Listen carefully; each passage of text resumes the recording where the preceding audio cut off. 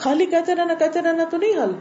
وجہ جانے, وجہ جان کے حل تلاش کر کے, کوئی فزیکل ریزن ہے, کوئی دباؤ ہے, کوئی لیک آف موٹیویشن ہے, عقیدے کی خرابی ہے, دین کمزور ہے, پیئر پریشر ہے, کیا مسئلہ ہے.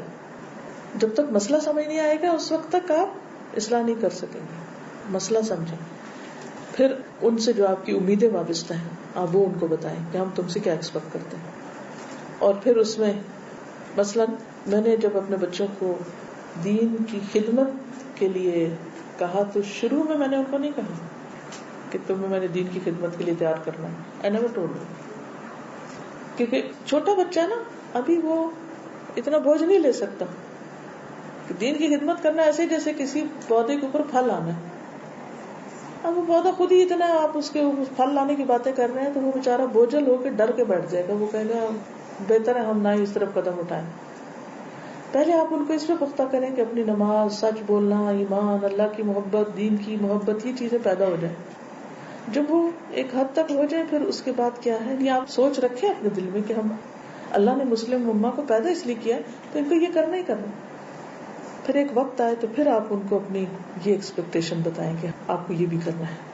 کیونکہ وقت سے پہلے بتائیں گے تو وہ بات گنوائی جائے گی. جیسے ہوتا ہے نا کہ آپ نے اگر کسی چیز کو شکار کرنا ہے تو سارے تیر کٹھے نہ پھینکیں. ایک پھینکے وہ پرندہ اڑ گیا, دوسرا پھینکے, یعنی کہ سوچ سمجھ کے شکار کریں. تو اسی طرح بچوں کو بھی آپ نے اگر کسی خاص چیز کے لیے تیار کرنا ہے تو سارا کچھ کٹھا نہ لا دے, تم یہ بھی کرو, یہ بھی کرو, یہ بھی کرو, یہ بھی کرو. وہ نہیں کر سکتا. ایک چیز پھر دوسری پھر تیسری, ٹری کی طرح گرو کریں حتیٰ کہ مضبوط ہو جائے.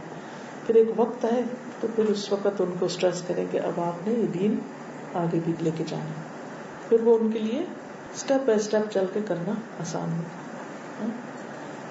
اور اپنی امید بتا دینے کا فائدہ یہ ہوتا ہے کہ بچے اگر اس وقت نہ بھی کر سکے تو ماں باپ کی محبت اللہ نے ایسی بچوں کے دل میں بھی ڈالی ہوتی ہے. شیطان اگر جو اس کو نکالتا رہتا ہے کہ ایک وقت آتا ہے کہ بچے اس بات کو سمجھ جاتے ہیں کہ ہمارے باپ ہم سے کیا چاہتے ہیں, اور پھر وہ آپ کی ایکسپیکٹیشن پورا کرنے کے لیے ایکسٹرا محنت بھی کرتے ہیں. لیکن بعضوں کو تو وقت بہت دیر سے آتا ہے, اس وقت تک صبر کرنے کی ضرورت ہے. اور سب سے زیادہ جس چیز کو سنبھالنے کی ضرورت ہے وہ اپنی ہی زبان ہے. ہم خواتین ویسے ہی زیادہ بولتی ہیں, اور بچوں کے معاملے میں تو بہت ہی زیادہ. بعض اوقات تو جب وہ کام نہیں کرتے تو منفی باتیں بہت بولنے لگتے. تو بعض بچوں کے دل سے ماں باپ اتر جاتے ہیں, وہ نہ ہونے دیں.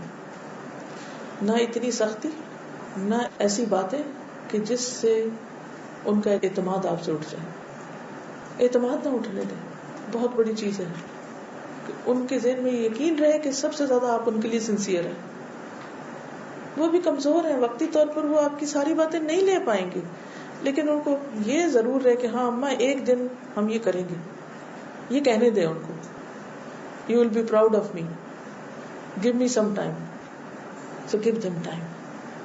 ہم جلدی سے کمپیریزن کرتے ہیں, اچھا وہ بہن کا بچہ 5 سال کا کیا کر رہا ہے, وہ فلانا 10 سال میں کیا کر گیا, اس نے 14 سال میں یونیورسٹی میں چلا گیا, وہ فلانا. پھر ہم اپنے بچے کو رونے بیٹھ جاتے ہیں کہ یہ کیوں نہیں جا رہے. یہ نہ کریں, ہر بچہ فرق ہے. ابھی ہم پچھلے 10 دن ماریشس تھے تو وہاں پر ہمیں بوٹینیکل گارڈن میں جانے کا اتفاق اور مختلف پودوں کو دیکھنے اور سمجھنے کا. مجھے ہمیشہ پودوں سے بہت دلچسپی رہتی, خصوصاً درختوں سے, کہ کس طرح بڑھتے ہیں. کیونکہ اللہ سبحانہ تعالیٰ نے اچھے مومن کی مثال اچھے درخت سے دی. اس میں کوئی 200 سال پرانے درخت تھے, کوئی 150 سال پرانا, کوئی کس طرح کو. کئی چیزیں بالکل نئی تھی ہمارے لیے, کئی چیزیں ہم دن رات کھاتے ہیں لیکن ہمیں نہیں پتہ ان کا ٹری کیسے. جیسے کلوز ہیں, لونگ ہے, یا کالی مرچ ہے, یا کافی ہے. ایون گرین کافی کسی نے عام طور پہ نہیں دیکھی ہوتی, یا اگر تصویر وغیرہ میں دیکھی تو اس کے جو پتے یا پودے کا سائز کیا ہے. ایون پائن ایپل, میں سمجھتی تھی پائن ایپل درخت پہ لگتے ہیں, حالانکہ وہ چھوٹے چھوٹے پودے ہوتے ہیں اور اس کے اندر بیچ میں ایسے رکھا ہوتا ہے جیسے کسی باسکٹ میں سجایا ہو. اتنا خوبصورت فیل. بہرحال تو اس میں ایک پودا دکھایا انہوں نے ہمیں, اور وہ کیا تھا کہ جو 100 سال تک بڑھتا ہے, پھر ایک دفعہ صرف پھول دیتا ہے اور مر جاتا ہے. یعنی 100 سال تک گرو کرتا رہتا ہے, پھر پھول لاتا ہے, اور صرف ایک دفعہ پھول لاتا ہے. That's it. تو میں سوچنے لگی کہ اس کا مطلب ہے پودا لگانے والا پھول نہیں دیکھ سکتا، پھول لگاتا ہے اور اس پھول کا بھی ضرور کوئی کام ہوگا، کوئی فنکشن ہوگا جو اللہ نے اس کو اتنے عرصے کے بعد وہ لگتا ہے. تو بعض اوقات ہم اپنے بچے اور ان کے کارنامے یا ان کے پھول پھل یا ان کی اولادیں ہم نہیں دیکھ سکتے، لیکن ہمارا اجر کہیں نہیں گیا. اگر ہم نے اپنے بچوں کی اچھی تربیت کی اور انہوں نے زندگی میں کام، قبر میں سوئے ہوئے پڑے ہوں گے، وہ ہمیں انعام پہنچتے رہیں گے، ان کی دعائیں پہنچتی رہیں گی. اللہ نے کتنا خوبصورت ہمارا دین رکھا ہے، ہمیں مایوسی ہے ہی نہیں کہیں. ان کی دعاؤں سے ہمارے درجے بڑھتے رہیں گے، اکانومی سے اپ گریڈ ہوتے رہیں گے، بزنس کلاس میں اور فرسٹ کلاس میں، کیونکہ آپ نے انویسٹ کیا تھا ان میں. تو اس لیے کبھی بھی اس سے مایوس نہ ہو کہ ہم نے تو اتنا کچھ کیا اور یہ تو کچھ کر کے نہیں دے رہے. کچھ پودوں نے ابھی نہیں پھل لانا، وہ 100 سال میں ہی لائیں. ہم ان آنکھوں سے دنیا میں نہ بھی دیکھ سکیں تو بھی مرنے کے بعد اللہ قیامت سے پہلے بھی دکھائے گا، کیونکہ بچے جو کچھ کرتے ہیں برزخ میں بھی اس کا اجر و ثواب پہنچتا رہتا ہے. تو اس لیے آلویز بی ہوپ فل، کیونکہ اس میں بڑا مشکل کام ہے بچوں کی تربیت. صبر آزما، صبر کے ساتھ چلتے رہیں کہ اللہ محسنین کا اجر ضائع نہیں کرے گا، کوشش نہیں چھوڑنی. تو ان سے ایکسپیکٹیشن رکھیں، ایسی ایکسپیکٹیشن رکھیں جو ریئلسٹک ہو، ان کو بتائیں بھی، دعائیں بھی کریں ان کے لیے، ماحول بھی دیں ان کو، ریسورسز بھی دیں، فیسیلیٹیٹ کریں، لیکن نتیجے کی توقع ہر وقت نہ رکھیں، نتیجے کی توقع نہ رکھیں. اب دیکھیں کہ حضرت مریم کی والدہ جو تھی کتنی عظیم خاتون تھی. اللہ تعالیٰ جو سورۃ آل عمران میں 4 لوگوں کے چنے جانے کے ذکر کرتا ہے، اس میں ان اللہ اصطفیٰ آدم و نوحا، 2 انڈیویجولز ہیں، وہ آل ابراہیم و آل عمران، اور 2 پوری آل اولاد ہیں. ان کو اللہ نے چنا، اللہ کا فیصلہ.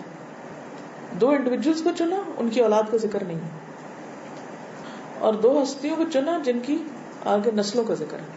ان سے ابراہیم علیہ السلام، اور ابراہیم علیہ السلام میں بھی آپ دیکھیے کہ ان کے جو بیٹے ہیں اسحاق اور اسماعیل، اسحاق علیہ السلام کی اولاد میں رائٹ اوے پیغمبر پہ پیغمبر آنے شروع ہو گئے.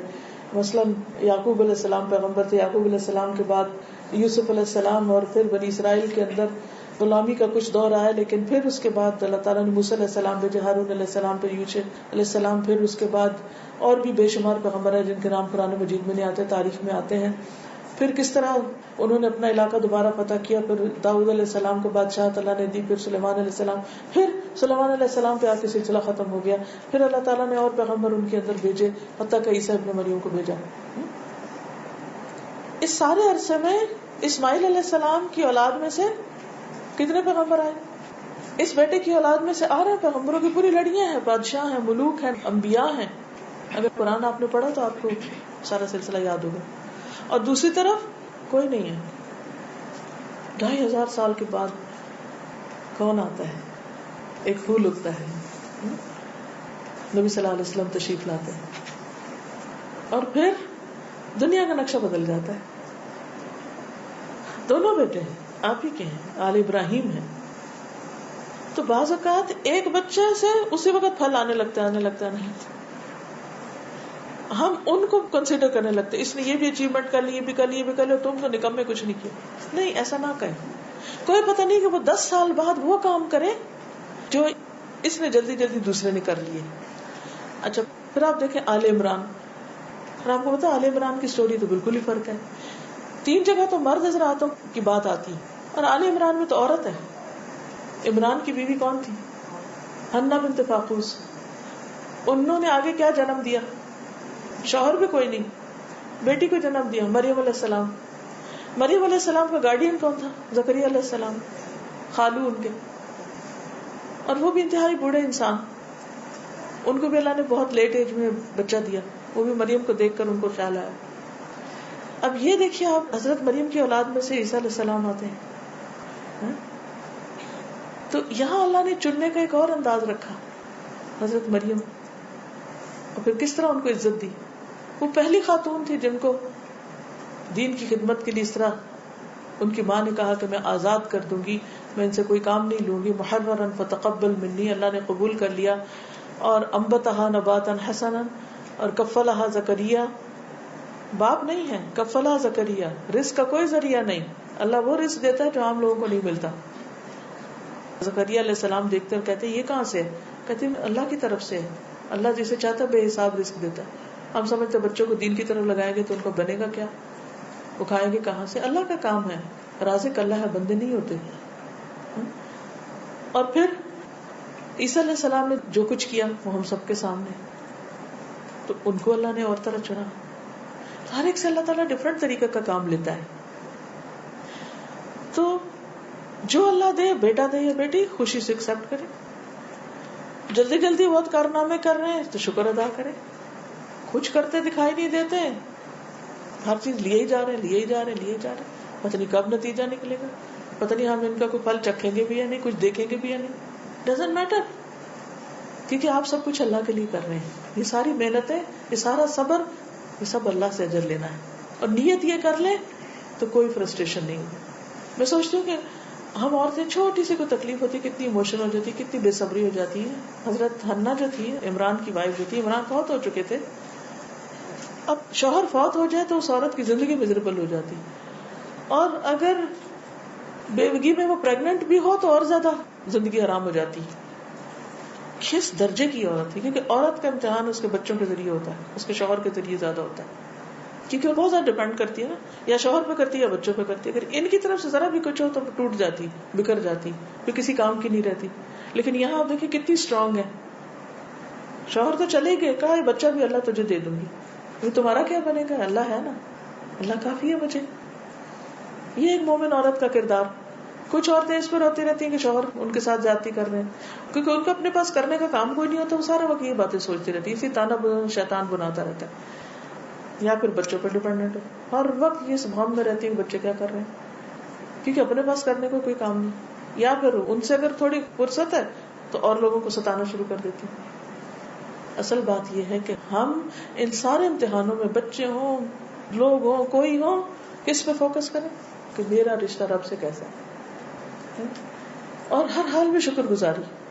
اگر اللہ سے ہمارا رشتہ مضبوط ہے نا, پھر اصل مضبوطی, پھر اصل ویمن امپاورمنٹ ہے. یہ جو ہم کہتے ہیں نا عورتوں کو مضبوط بناؤ اور ان کو امپاور کرو, تو صرف پیسے آنے سے یا جاب مل جانے سے امپاورمنٹ نہیں ہوتی. بہت سی خواتین جاب کر رہی ہیں لیکن ایموشنلی انتہائی ٹائرڈ ہیں اور بروکن ہیں اندر سے. کیا امپاورمنٹ ہوئی؟ اصل امپاورمنٹ کیا ہے کہ آپ اندر سے مضبوط ہیں اور آپ اپنی زندگی کو ضائع نہیں کرتے لوگوں کی محبت یا غم میں گل گل کے. ان کی طرف سے جو اٹیکس ہیں, ٹھیک ہے وقتی طور پہ دھواں اٹھتا ہے, جہاں کہیں بم جا کے گرتا ہے تو کھڈا تو ہوتا ہے, لیکن اس کے بعد وہ پھر واپس نارمل. کہ میری زندگی ایک ہی دفعہ مجھے ملی ہے, مجھے رونے میں نہیں گزارنی اور مجھے پریشانیوں کی نظر نہیں کرنی. مجھے اللہ نے جو صلاحیتیں دی اس سے مجھے کوئی کام لینا ہے. اپنی یونیکنیس دیکھا کریں, کس چیز میں آپ یونیک ہیں, جو آپ کو ملا کسی کو نہیں ملا, اس کو پہچانیں اور اس سے کام لیں جب آپ واقعی طاقتور ہوں گی. ورنہ آپ کو ہر چیز پریشان کرے گی اور اس پریشانی میں آپ اپنے آپ کو کھو دیں گے, اور یہ سب سے زیادہ اپنے ساتھ زیادتی. تو بچوں کی تربیت وغیرہ جو کچھ کریں سب اللہ کے لیے, اس کا ریوارڈ مجھے اللہ سے چاہیے. اللہ نے ایک امانت دی میرے ہاتھ میں, انسانوں کی پرورش کی, وہ میں نے کی, اس کا نتیجہ اللہ کے ہاتھ میں, اور جو کچھ انہوں نے کیا وہ کل قیامت کے دن نظر آ جائے گا, مل جائے گا ہمیں. بہرحال آگے کیا ہے, بچوں کو یہ بھی بتائیں کہ وہ اچھے بنیں گے تو انہیں کیا ملے گا, اور اگر وہ غلط کام کریں گے تو ان کا نقصان کیا ہوگا. اچھا ہم زیادہ سے زیادہ دنیا کی باتیں بتاتے ہیں, اچھا تم پڑھ لو تو تمہیں یہ نوکری مل جائے گی, تم بڑے انسان بن جاؤ گے تو یہ تمہاری شادی ایسی ہو جائے گی, فلانا ہو جائے, بس پھر حقیق دنیا ہی کی شوق, دیٹس اٹ. نہیں, جنت کا شوق دلائیں, اور صرف دنیا سے نہ ڈرائیں کہ کوئی نہیں تمہیں پوچھے گا, فلاں ہوگا اور تم ذلیل و خوار ہو جاؤ گے. نہیں, کافی نہیں ہے یہ, جہنم کا خوف دلائیں. یہ دو اسٹرانگ فیکٹرز ہیں. جب یہ چیز ان کے ذہن میں راسخ ہو گئی نا تو آپ کی بہت سی ذمہ داری کم ہو جائے گی, پھر بہت سے بوجھ ہٹ جائیں گے. جی استاذہ, بیٹا میرا باہر پڑھنے گیا ہوا ہے اور عمرے کا بہت شوق تھا اسے, اور آپ کو پتا ہے باہر کے ماحول میں جس طرح سے بچے رہ رہے ہوتے ہیں, بہت پریشر ہوتا ہے ان کے اوپر. تو بہرحال بیٹیوں کو عمرہ کرا دیا تھا, بیٹا رہ گیا تھا, تو اس کو ابھی ہم نے پچھلے ہفتے عمرہ کرایا, اس کی یہی خواہش تھی. تو استاذہ جب وہاں گیا وہ حرم میں, کیونکہ جیٹ لیگ میں تھا تو پوری رات حرم میں رہتا تھا, تو میں نے اس سے پوچھا اچھا بیٹا تم کیا دعا کرتے ہو؟ تو کہنے لگا ماما وہ جو آپ نے بک دی ہوئی ہے نا میں وہ پڑھتا ہوں اور جو میری دعائیں ہیں وہ کرتا ہوں. میں نے کہا اچھا. تو میں نے کہا یہ بتاؤ تم نے دنیا کے لیے